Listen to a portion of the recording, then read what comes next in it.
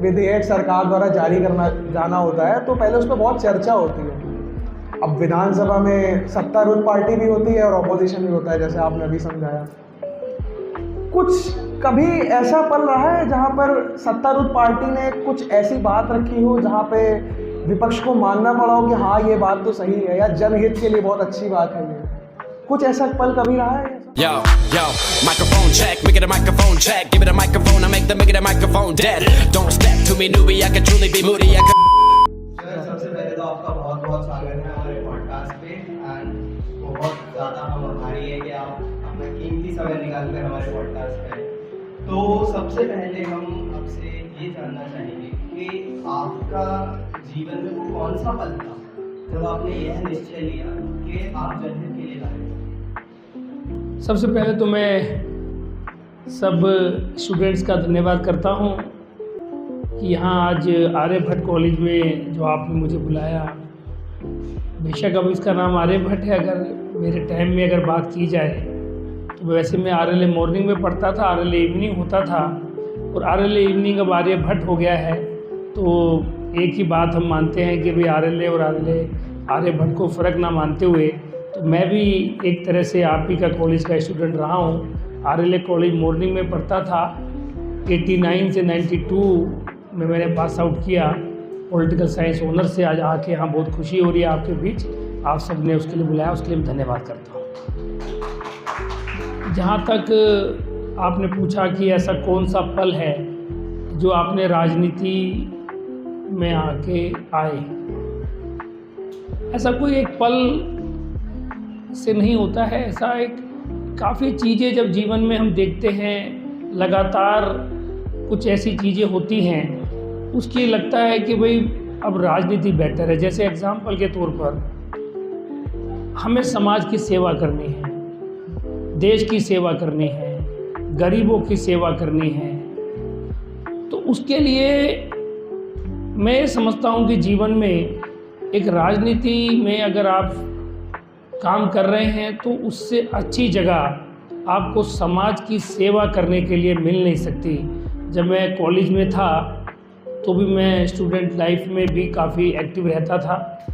उसके बाद college life के बाद जब मैंने अपना साथ साथ कुछ बिज़नेस भी स्टार्ट किया तो बिज़नेस के स्टार्ट होने के साथ साथ मैं कहीं ना कहीं सामाजिक कार्यों में रहता था, कुछ धार्मिक कार्यक्रम, कुछ सामाजिक। तो उन सामाजिक कार्यक्रमों में जुड़ते जुड़ते कुछ राजनीति में ऐसे सीनियर लोग थे उस टाइम में जब मैं जुड़ा तो माननीय प्रोफेसर विजय कुमार मल्होत्रा जी जो उस टाइम में बड़े लीडर थे, आज भी हमारा भारतीय जनता पार्टी के वरिष्ठ नेता हैं, उनका बड़ा आशीर्वाद मेरे जैसे बहुत से कार्यकर्ताओं पर रहा है। तो उनको देखा कि भाई समाज सेवा करने का इससे अच्छा साधन नहीं हो सकता, तो इसलिए राजनीति में जाने का सोचा। Thank you so much sir इस जवाब के लिए। पर जैसे आपने बताया कि कोई पल नहीं होता, ये पूरी जर्नी होती है।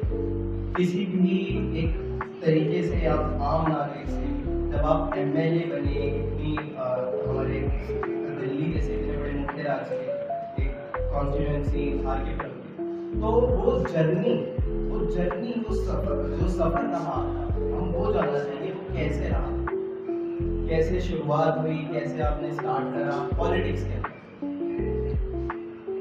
94 की बात है, मैं 92 में मैंने कॉलेज पास आउट किया था।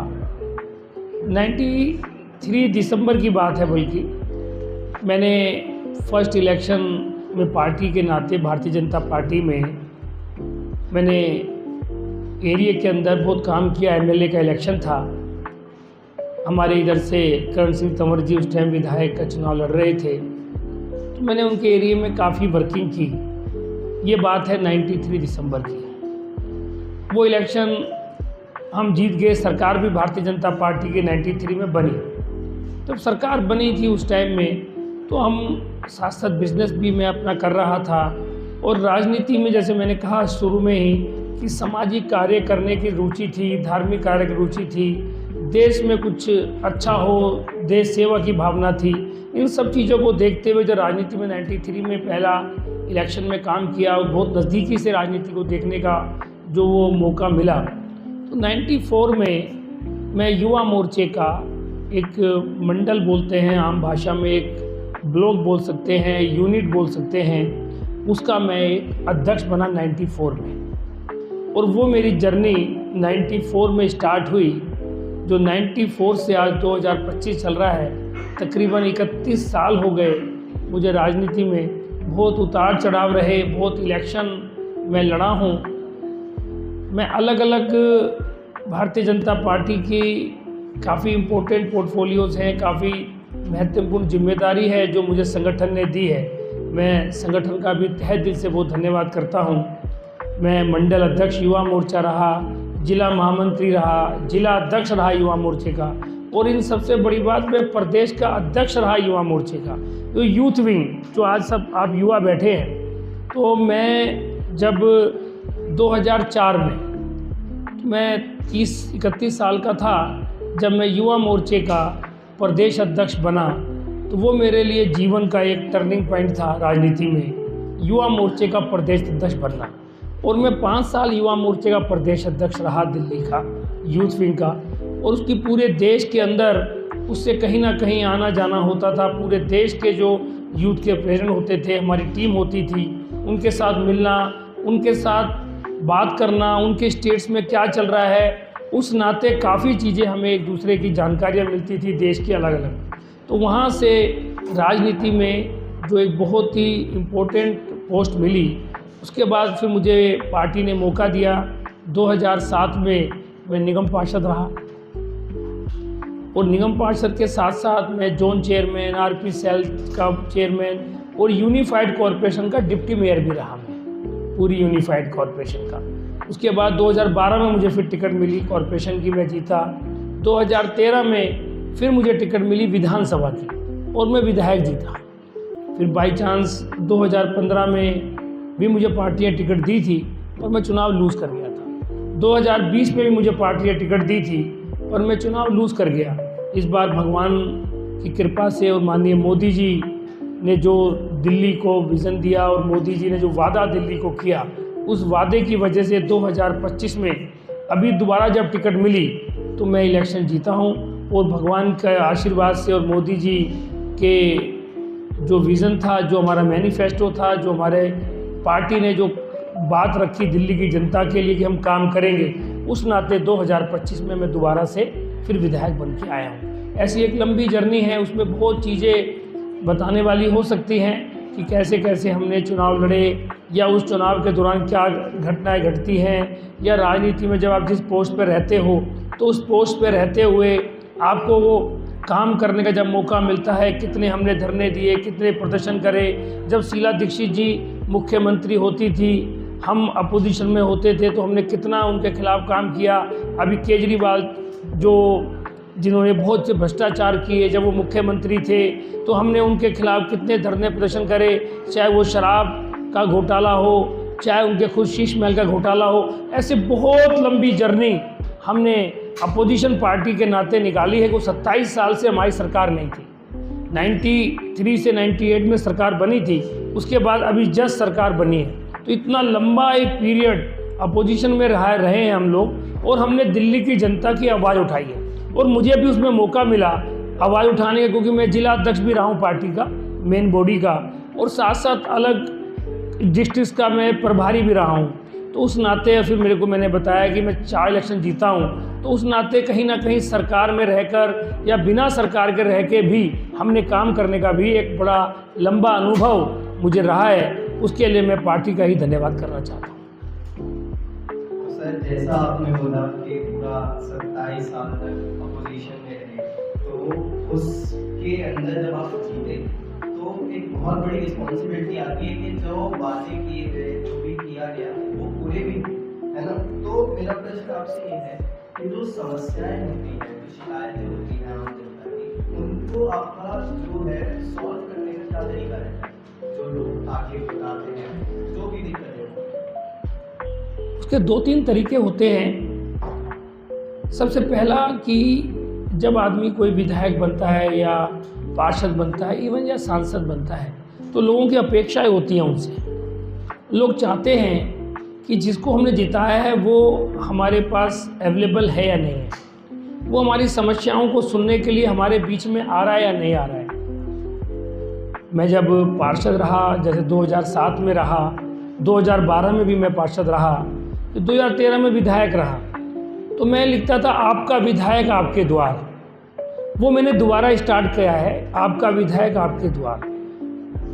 वैसे मेरा ऑफिस है, उस ऑफिस में भी मेरा टाइमिंग तय है कि कभी भी कोई आ सकता है, मिल सकता है, परंतु हर व्यक्ति को मेरे घर आना पड़े ये ठीक नहीं है। तो मैंने काम करने का ये तरीका सोचा कि मैं जैसे एज अ पार्षद जब मैं था तो भी एरिया में बैठता था, मैंने उनकी डेट फिक्स की हुई है। 3 दिन मैं एरिया के अंदर एरिया में बैठता हूँ, महीने में जो अलग अलग सैटरडेज ट्यूसडेज आते हैं, तो हफ्ते में 3 दिन मेरा पब्लिक के बीच में जहाँ पर भी एरिया है, जैसे एग्जाम्पल के तौर पे बताना चाहता हूँ, तो आपने पूछा कि कैसे आप लोगों की समस्याएं को सुनते हैं, समाधान करते हैं। जैसे शनिवार का दिन है, हमारे इलाके में सरकारी कर्मचारी इलाका बहुत रहता है, तो मैं सेक्टर वाइज बैठता हूँ कि फर्स्ट सैटरडे को सेक्टर 1, 2, 3, 4 में बैठेंगे, सेकंड सैटरडे को 6, 7, 12, 9 में बैठेंगे, फिर अगले में 8 में, 12 में अलग सेक्टरों में बैठेंगे, फिर अगले सैटरडे को वसंत विहार में नानकपुरा बैठेंगे। तो सेक्टर वाइज वो रखा हुआ है। उनकी जो समस्याएं आती हैं, समस्याएं मोटा जो आती हैं वो हम देखते हैं, किसी की पानी की समस्या है, सीवर की समस्या है, उसको तुरंत हल करने की कोशिश करते हैं। हमारे साथ ऑफिसर्स बैठे होते हैं, उनको डायरेक्शंस देते हैं। अब कुछ समस्याएं ऐसी आती हैं जो बड़ी होती हैं, जैसे मान लो किसी को चाहिए कि हमारे यहाँ कम्युनिटी सेंटर बन जाए, किसी को लगता है कि यहाँ बारात घर बन जाए, किसी को लगता है कि भाई यहाँ पर कोई नई ड्रेन बन जाए जहाँ पानी भरता है। तो उन चीज़ों में समय लगता है, हम उसके लिए बजट देते हैं, टेंडर लगता है, प्रोसीजर होता है, तो वो काम भी पूरा होता है। हर तरीके के, जैसे तुरंत बेस पे कहीं गंदा पानी आ रहा है, सीवर भरा हुआ है, तो डायरेक्शंस दी, उसकी मॉनिटरिंग सिस्टम होता है। अभी कोई आया हमारे पास कि हमारा सीवर बंद है, तो हमने उसको सीवर बंद करने के लिए जो खोलने के लिए डायरेक्शंस दी उस ऑफिसर को, उस ऑफिसर ने जिसको खोला, हमारे पास उसका फीडबैक आएगा, फिर उस व्यक्ति को हमारे ऑफिस से फ़ोन पूछा जाएगा कि हाँ भैया आपका सीवर खुल गया, क्योंकि उसका नाम नंबर हमने स्टार्टिंग में ले लिया है कि भाई आपका सीवर बंद है, या पानी गंदा आ रहा है, या कूड़ा नहीं उठा है, या जो भी समस्या है। क्योंकि दिल्ली की जनता ने जो भारतीय जनता पार्टी को वोट दिया है, दिल्ली की जनता ने माननीय मोदी जी के नाम पर जो वोट दिया है, अब तो तीनों सरकार हमारी होने वाली है, 2 सरकार तो हमारी है ही।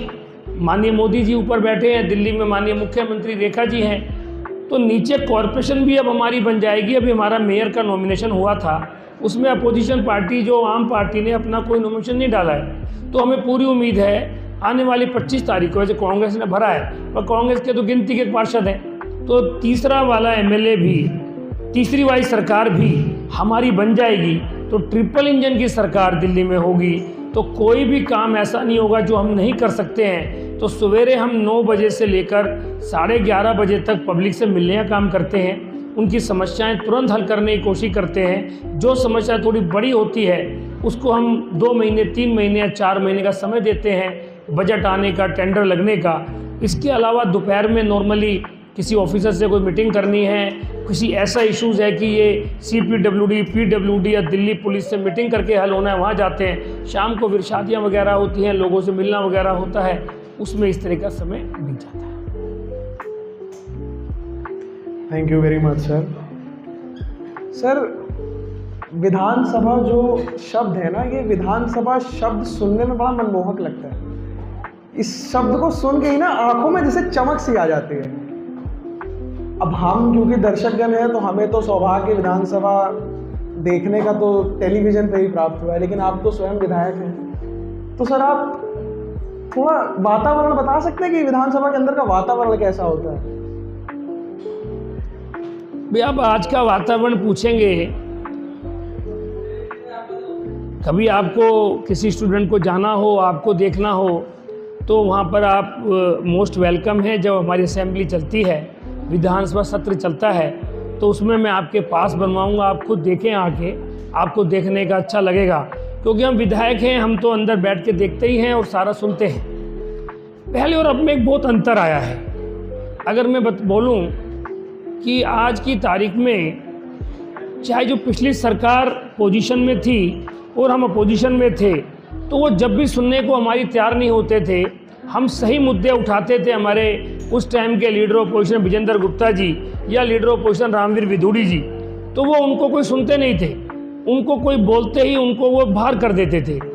वो 3 थे, फिर बाद में 8 रहे हम लोग। और अंदर जो विधानसभा में सही मायने में किसी विषय के ऊपर गंभीरता से जो बात होनी चाहिए, वो गंभीरता कहीं ना कहीं पिछले 10 साल में वो ख़त्म हुई है। खासकर जब से आम आदमी पार्टी की सरकार बनी है, विधानसभा जिसके अंदर 70 विधायक दिल्ली के चुन के आते हैं, ये 70 विधायक, अगर मैं ये कहूँ कि 2 से 2.5 करोड़ की जो पॉपुलेशन है दिल्ली की, उसके रिप्रेजेंटेटिव होते हैं, वो दिल्ली के वो चेहरे होते हैं 70 लोग।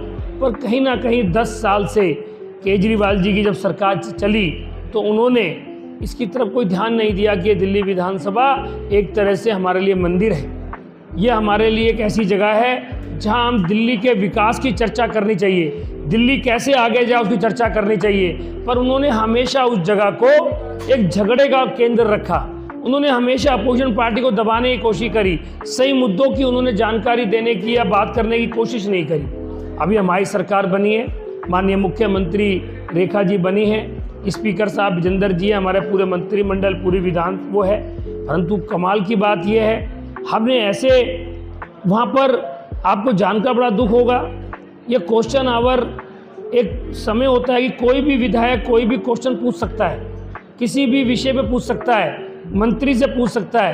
परंतु वो चीज़ें भी इन्होंने 10 साल से बंद की हुई थी, हमने आके अभी चालू करी है। ऐसी बहुत सारी चीज़ें हैं जो प्रैक्टिस पुराने समय में होती थी, इन्होंने बंद की थी, हमने कर दी हैं। उसके बावजूद भी अपोजिशन पार्टी को, क्योंकि अब कोई मुद्दा तो उनके पास है नहीं, काम हम सारे करना चाहते हैं, सरकार हमारी बन चुकी है, तो उनको हर बात पे झगड़ा चाहिए, हर बात पे झगड़ा चाहिए।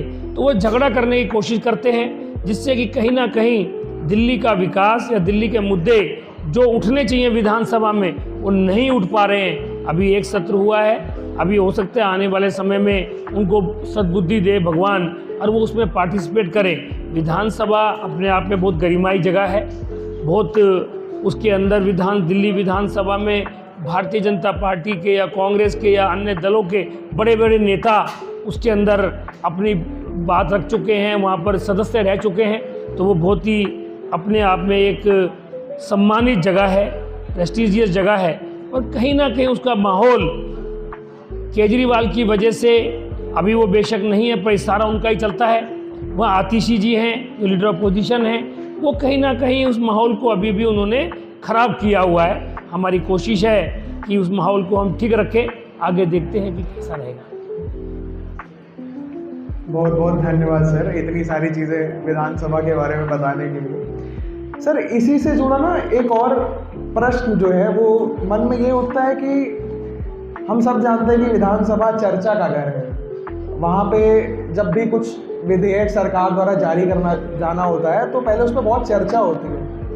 अब विधानसभा में सत्तारूढ़ पार्टी भी होती है और ऑपोजिशन भी होता है, जैसे आपने अभी समझाया।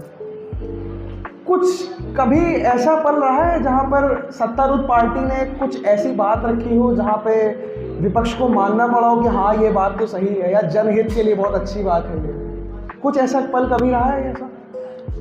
मुझे लगता है कि 10-15 साल में ना कहीं चीज़ें पिछले 20 साल में ऐसा कह सकते हैं कि ख़राब ज़्यादा हुई हैं। एग्ज़ाम्पल के तौर पर अगर मैं कहूँ, अभी लीडर ऑपोजिशन के नाते हमारे देश की अगर मैं एक सेकंड बात करूं दिल्ली विधानसभा से हटके, तो राहुल गांधी जी हैं। अभी मैं कल का टीवी का इंटरव्यू देख रहा था, न्यूज़पेपर में भी सुबह में पढ़ रहा था। वो हमेशा जब भी बाहर जाते हैं तो कहीं ना कहीं उनको देश की किसी ना किसी व्यवस्था को खराब बताने का शौक है और दिल्ली को, देश को बदनाम करने की वो हमेशा बाहर कोशिश करते हैं।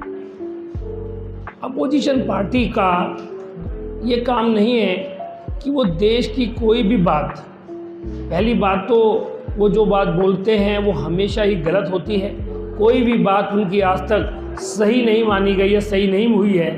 परंतु अगर यही बात अगर हमारी सरकार पे जब मान लो, इवन और तो छोड़िए, कांग्रेस की सरकार की भी बात करें नरसिंह राव जी जब माननीय प्रधानमंत्री होते थे, लीडर ऑपोजिशन माननीय अटल जी होते थे, माननीय अटल जी को उन्होंने एक बार जब फॉरेन में जाके कोई विषय रखने की बात थी तो उन्होंने कहा भाई देश का सही मायने में अगर कोई बात अच्छा रख सकते हैं तो लीडर ऑपोजिशन के नाते हम माननीय अटल बिहारी वाजपेयी जी को भेजेंगे।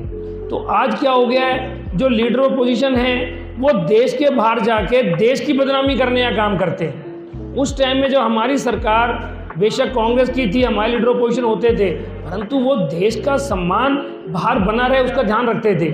इन लोगों ने नहीं रखा हुआ। सेम बात दिल्ली में है, चाहे वो केजरीवाल जी हों जो हमेशा अपोजिशन में अब जब से आए हैं उनको हर चीज़ में गलत चीज़ें मिल रही हैं। अरे 3 महीने पहले सरकार बनी है, अभी नई सरकार बनी है, आतिशी जी हों चाहे उनके नए अध्यक्ष बने हैं सौरभ जी, सुबह से शाम तक सिर्फ नेगेटिव बातें करना। अरे सीवर बंद हैं, पानी नहीं है, या चीज़ें आपने इतनी ख़राब करके दिल्ली को छोड़ी हैं, उन चीज़ों को ठीक करने में समय लगता है। अभी मैं विधायक बना हूँ, पानी की समस्या पूरे एरिया के अंदर बहुत ज़्यादा है, सीवर बह रहे हैं, गंदगी के ढेर लगे हुए हैं। क्या कोई ऐसा माननीय मुख्यमंत्री जी चाहें, हम विधायक चाहें कि हम झटके से उसको ठीक कर सकते हैं? बिल्कुल नहीं कर सकते, समय लगेगा। और वो समय लग रहा है। मैं माननीय मुख्यमंत्री जी का धन्यवाद करता हूँ, माननीय जल मंत्री का धन्यवाद करता हूँ, जो जैसे सुपर शक्कर मशीन है, एक एग्जाम्पल के तौर पर बताता हूँ, जो पहले 2 होती थी अब वो 35 है हमारे पास। सीवर की समस्या को हल करने का प्रयास कर रहे हैं, परंतु उसके बावजूद भी अपोजिशन पार्टी चाहे विधानसभा के अंदर हो चाहे विधानसभा के बाहर हो, उन्होंने सिर्फ एक ही राग आलापना है कि सरकार कोई काम नहीं कर रही। वो किसी अच्छे काम को भी कभी सराहना नहीं देते कि ये काम अच्छा हो रहा है। उनका काम ये होना चाहिए, अगर हम कोई गलत काम कर रहे हैं तो उसका अपोजिशन करें, करना भी चाहिए। उन्होंने शराब की दुकानों पे पैसे खाए, शराब का ठेका गलत खुलवाया, हमने उनका अपोज किया, आज वो बाहर हैं। ऐसा ही काम अगर हम कोई गलत करें तो उनको करना चाहिए, हम कब मना कर रहे हैं। परंतु अभी सीवर की समस्या या पानी की समस्या, तुमने 10 साल में दिल्ली में कुछ नहीं किया, हम उसको करने का प्रयास कर रहे हैं, जिसका एग्जाम्पल भी मैंने आपको दिया। तो उसको पॉजिटिव वे में लेने की बजाय उसमें भी कुछ ना कुछ नेगेटिव निकालना। अभी 1111 टैंकर पानी के चालू करे हैं, जहाँ पर जल पानी की लाइन नहीं बिछ रही है, उसको अप्रिशिएट करने की बजाय इतने अच्छे काम को जो माननीय मुख्यमंत्री जी ने किया है, परंतु उसको भी नेगेटिव लेना। तो इस तरीके की जो अब विधानसभा के अंदर माहौल है, वो सिर्फ नेगेटिव, अपोजिशन पार्टी सिर्फ नेगेटिव चर्चा करने के लिए रह गई है। कोई पॉजिटिव चर्चा की बात, अच्छा काम को भी वो अच्छा नहीं बोलते, ऐसा मैं मानता हूँ। धन्यवाद सर, दोबारा से इतनी सारी चीज़ें विधानसभा के बारे में बताने के लिए। अब चर्चा करते हैं सर दिल्ली की। अगर हम बात करें दिल्ली की ना, तो इस शहर में बहुत चमक है। ये शहर हर किसी को कुछ ना कुछ प्रदान करता है। यहाँ पे हर किसी के लिए कुछ ना कुछ है, चाहे वो रोजगार हो या और कुछ, सब चीज़ है शहर में। लेकिन तब भी हम कहीं ना कहीं ये देखते हैं कि दिल्ली की आलोचना की जाती है। अक्सर हमको सुनने में आता है कि कहीं ना कहीं दिल्ली के बारे में कुछ ना कुछ मत दिए जाते हैं, जो कुछ अच्छे भी होते हैं, कुछ खराब भी होते हैं। तो सर, आपके अनुसार दिल्ली में वह ऐसे कौन से क्षेत्र हैं जिन पर सरकार यदि अपना ध्यान केंद्रित करती है तो दिल्ली की गरिमा अभी तो जितनी है, लेकिन उससे और भी ज़्यादा बढ़ाई जा सकती है? मुझे लगता है कि दिल्ली के अंदर काफ़ी ऐसे क्षेत्र हैं जहां पर विकास की आवश्यकता है। खासकर जो अनऑथराइज्ड कॉलोनियां हैं, वहां पर सरकार को ज़्यादा ध्यान देना चाहिए, जिससे कि दिल्ली खाली लुटियन नहीं है। हम जब नई दिल्ली क्षेत्र में देखते हैं तो दिल्ली हमें बहुत सुंदर दिखती है। हम चाहते हैं कि जैसी दिल्ली यहाँ सुंदर दिखती है, पूरे दिल्ली में सुंदर दिखे, जैसा आपने कहा। पर कहीं ना कहीं अनऑथराइज्ड कॉलोनियाँ जो बनी हैं, उनके अंदर सीवर की समस्या है, वहाँ पानी नहीं है, वहाँ पर उनके लिए कोई ऐसे चीज़ें नहीं हैं, सामुदायिक केंद्र नहीं है जहाँ वो बच्चों की शादी कर सके। सेम पोजीशन झुग्गी बस्ती की। और तो आप छोड़िए, दिल्ली के अंदर जो मेरा ही कॉन्स्टिट्यूंसी आर.के. पुरम, वहाँ पर आप यकीन नहीं करेंगे, जो झुग्गी बस्ती के अंदर लोग रहते हैं उनके लिए आज भी देश को आज़ाद हुए 78 साल से ज़्यादा हो गए हैं, और देश के अंदर आज भी ऐसी ऐसी जगहें हैं आर.के. पुरम में जहाँ पर पक्का पानी नहीं है, जहाँ पर वो ट्यूबवेल का पानी पर वो जिंदा रहते हैं। टॉयलेट की व्यवस्था जो प्रॉपर होनी चाहिए उतनी प्रॉपर नहीं है। झुग्गी बस्ती की मैं जो खासकर बात कर रहा हूँ, स्लम एरिया की, सेवा बस्ती इसको बोलते हैं हम, वहाँ पर ये स्थिति है। तो जब तक हम उस स्थिति को ठीक नहीं करेंगे, माननीय मोदी जी का कहना है कि अंतिम व्यक्ति को जब तक हम ठीक नहीं करेंगे तो देश तरक्की नहीं करेगा। और माननीय मोदी जी ने जो विज़न दिया है, अभी हमने देखा यमुना जी साफ़ हो, उसके लिए माननीय मोदी जी ने खुद एक मीटिंग ली अभी 3-4 दिन पहले, हाई लेवल मीटिंग, जिसके अंदर माननीय गृह मंत्री साहब थे, हमारे जल मंत्री थे, हमारी माननीय मुख्यमंत्री जी थी, सारे सीनियर ऑफिसर्स थे। तो यमुना जी साफ़ हो, दिल्ली का एक, दिल्ली में हम यमुना को माँ बोलते हैं, उनकी पूजा करते हैं। अनूथाइज कॉलोनी के अंदर जो विकास कार्य की ज़रूरत है, झुग्गी बस्ती में ज़रूरत है, खासकर थोड़ा गांव में ज़रूरत है, वहाँ विकास होगा तो दिल्ली एक और अच्छी जगह दिल्ली बनेगी। हम दिल्ली को पेरिस बनाने का वादा तो नहीं करते, पर एक दिल्ली दिल्ली जैसी लगे, दिल्ली को लोगों को रहने का एक आनंद आए, और दिल्ली के किसी भी कोने में जो व्यक्ति रहता हो उसको लगे कि भाई हमारी जो बेसिक चीज़ें हैं वो हमें मिल रही है। तो मुझे लगता है कि माननीय मुख्यमंत्री जी काफ़ी मेहनत कर रही हैं, हमारी कैबिनेट मंत्री सब मेहनत कर रहे हैं, और सब विधायकगण भी हम लोग मिलकर मेहनत कर रहे हैं। माननीय मोदी जी के दिशा निर्देश पे हम सब लोग काम कर रहे हैं। आने वाले समय में दिल्ली में विकास होगा, और दिल्ली का जो क्षेत्र खासतौर पर पिछड़ा है उसको भी ठीक करेंगे।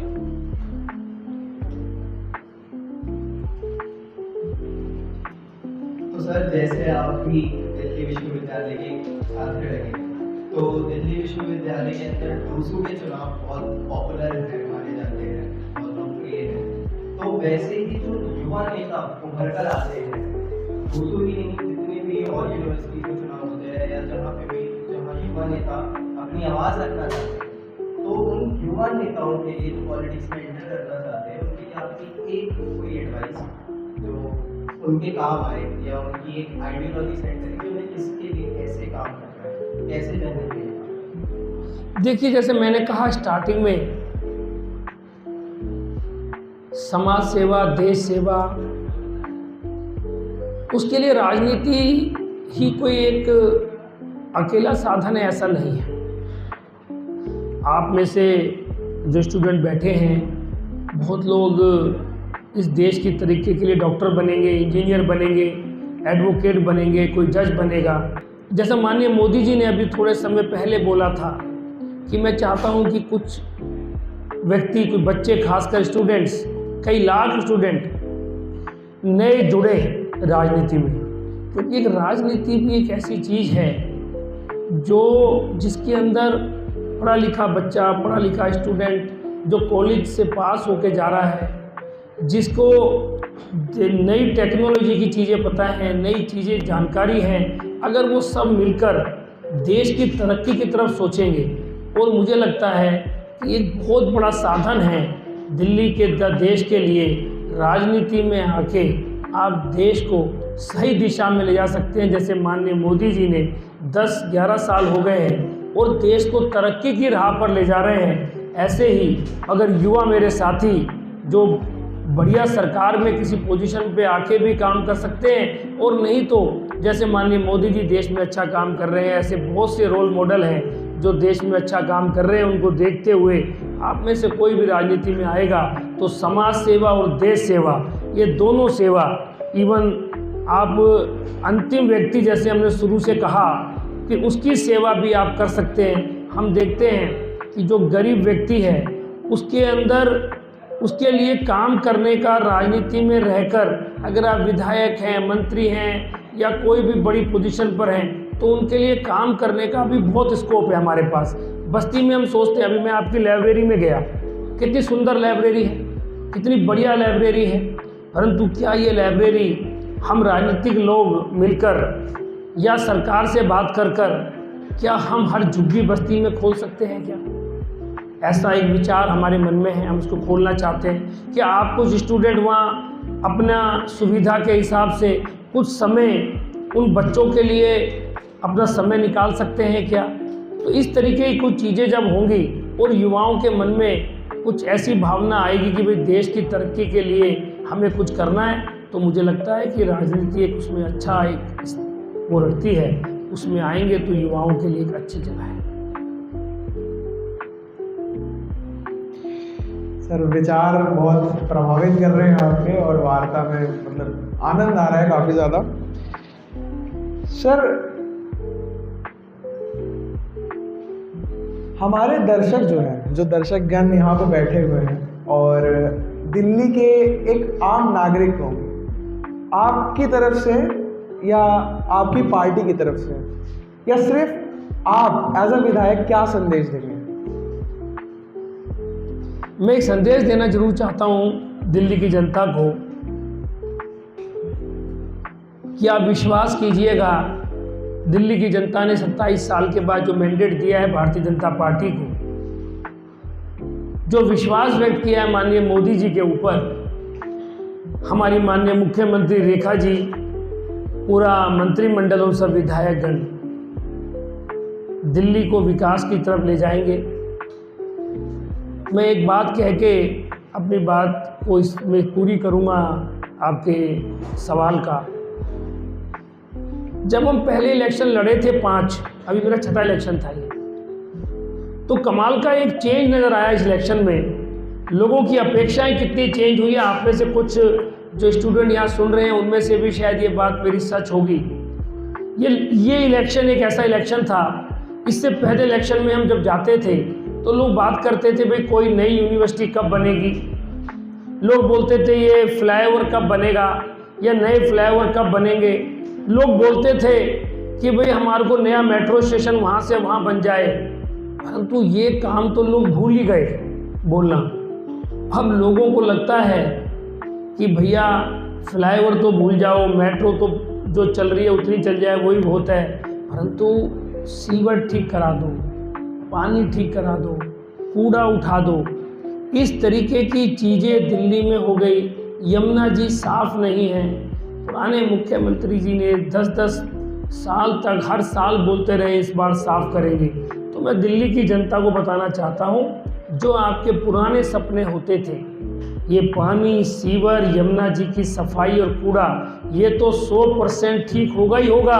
और जो पुराने आपके सपने होते थे कि दिल्ली में नए विश्वविद्यालय खुले, दिल्ली के अंदर नए अस्पताल खुले, दिल्ली के अंदर नया फ्लाईओवर बने, दिल्ली के अंदर नई मेट्रो की लाइन जगह जगह बने, वो भी दिल्ली के अंदर माननीय मुख्यमंत्री जी बनाएंगी, माननीय मोदी जी के आशीर्वाद से बनाएंगी। और साथ ही जो ये लोकल समस्याएं हैं जो आज दिल्ली की जनता को सबसे ज़्यादा दिक्कत कर रही हैं, पानी, सीवर और सफाई, ये तीनों पर भी बहुत जल्द हम उस पर काम कर रहे हैं। और दिल्ली की जनता को नज़र आएगा कि ये पानी, सीवर और सफाई का काम भारतीय जनता पार्टी की सरकार ने, माननीय मुख्यमंत्री जी ने बहुत अच्छे तरीके से किया है।